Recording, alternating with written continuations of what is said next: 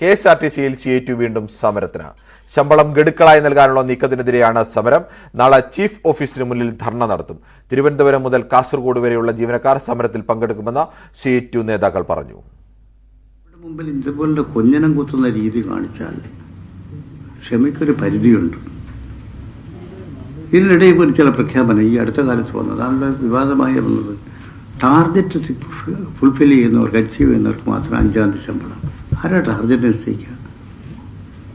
ഞങ്ങൾ ഈ ജീവനക്കാരോട് പറയുന്നത്, ഈ KSRTC ഇങ്ങനെ ഒരു സംരക്ഷിച്ച് നിർത്തേണ്ടത് എല്ലാ പൊതുമേഖലാ സ്ഥാപനങ്ങളും പൂട്ടിപ്പോകുന്ന ഒരു പശ്ചാത്തലത്തിൽ KSRTC സംരക്ഷിച്ച് നിർത്തേണ്ട തൊഴിലാളിയും കൂടെ ഒരു ആവശ്യമാണ്.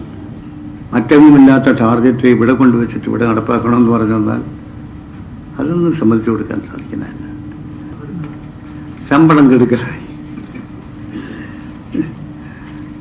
അതൊക്കെ തൊഴിലാളികളിൽ എന്തൊരു പുച്ഛമാണ് ഉണ്ടായത്.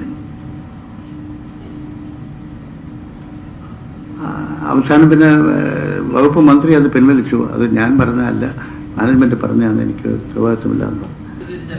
എന്തായാലും ഞങ്ങൾ ആ ഗഡുക്കളായി കൊടുക്കുന്ന തത്വത്തെ അംഗീകരിക്കുന്നില്ല, ഞങ്ങൾ അതിനെ എതിർക്കുന്നു. പിന്നൊരു കാര്യം, ഇപ്പോൾ ഏറ്റവും കൂടുതൽ വന്നതാണ് 7000 പേരെ, അതൊക്കെ എവിടെ നിന്ന് ഈ റിപ്പോർട്ട് വരുമെന്ന് അറിയില്ല, നിർബന്ധിതമായി VRS നൽകി ഒഴിവാക്കണം. VRS ഗവൺമെന്റ് നയമല്ല, VRS ഞങ്ങൾ അനുകൂലിക്കുന്നതുമില്ല. VRS നവനിർമ്മാണ നയങ്ങളുടെ ഭാഗമായി വന്നതാണ്, ഓരോ മേഖലയിലും തൊഴിലുകളെ പിരിച്ചുവിടാൻ. കൂടുതൽ വിവരങ്ങളുമായി നന്ദകുമാറാണ് ചേരുന്നത്. നന്ദൻ, CA2 തന്നെ ഇപ്പോൾ പരസ്യമായ ഒരു സമരരംഗത്തേക്ക് KSRTC മാനേജ്മെന്റും മന്ത്രിക്കുമെതിരെ കടന്നാക്രമിച്ചുകൊണ്ട് തന്നെയാണ് CA2 നേതാവ് ശ്രീ ആനത്തലവട്ടം ആനന്ദൻ സംസാരിച്ചത്. എന്താണ് കൂടുതൽ വിവരങ്ങൾ?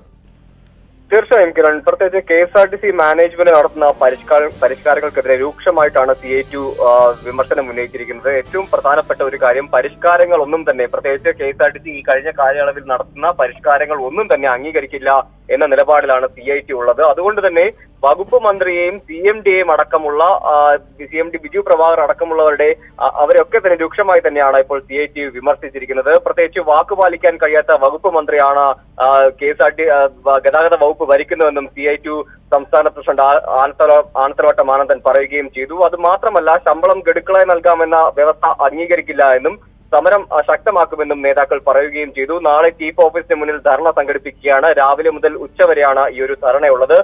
അതിൽ തന്നെ തിരുവനന്തപുരം മുതൽ കാസർഗോഡ് വരെയുള്ള ജീവനക്കാർ പങ്കെടുക്കുമെന്നും നേതാക്കൾ പറയുകയും ചെയ്തു. എന്തായാലും ഓരോ ദിവസം കൂടുന്തോറും KSRTCയുടെ പ്രശ്നങ്ങൾ ഗുരുതരമായി മാറിക്കൊണ്ടിരിക്കുകയാണ്. എന്തായാലും CA2 ഇപ്പോൾ ഒരു പ്രത്യക്ഷ സമരത്തിലേക്ക് നീങ്ങിയിരിക്കുകയാണ്. എന്തായാലും വരും ദിവസങ്ങളിൽ INTUC-യും അതോടൊപ്പം തന്നെ BMS അടക്കമുള്ള മറ്റ് അംഗീകൃത സംഘടനകളും സമരത്തിലിറങ്ങുമെന്നാണ് ഇപ്പോൾ നമുക്ക് ലഭിക്കുന്ന ഒരു സൂചന. കിരൺ, ശരി, നന്ദകുമാറാണ് വിവരങ്ങൾ നൽകിയത്.